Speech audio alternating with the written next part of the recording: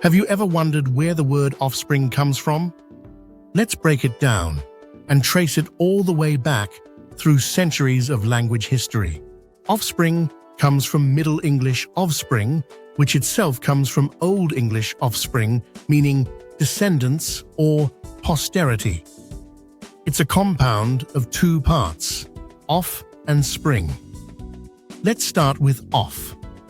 This prefix comes from Middle English off, from Old English off or f, meaning off, away, down, or even a negation like un. It goes back to Proto-Germanic abba, and even further to the Proto-Indo-European root h₂ epó, meaning off or away. It's closely related to other Germanic forms.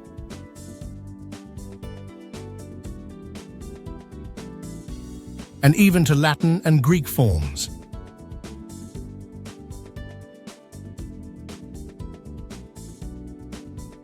Now, let's look at the second part, spring. That word comes from the verb springen in Middle English, from Old English springan, which meant to spring, leap, bounce, sprout forth, emerge, or spread out. This goes back to Proto-West Germanic springen, and further to Proto-Germanic springanen, meaning to burst forth. You'll still see this verb alive and well in modern Germanic languages.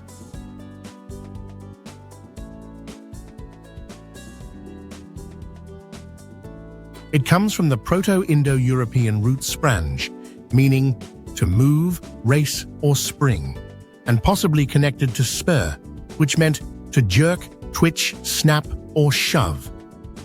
We see some distant cousins of this root in Sanskrit, Ancient Greek, Latin, Old Church Slavonic, and Lithuanian.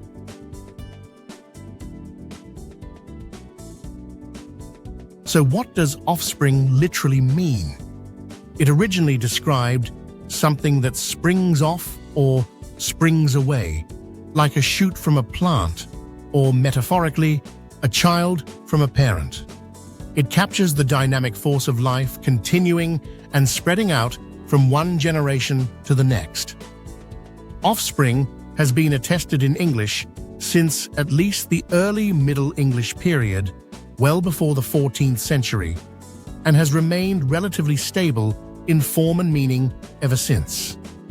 So next time you hear offspring, you'll know you're using a word with ancient roots that stretch across languages and thousands of years. Language, just like life itself, keeps springing forward. Subscribe to find out more.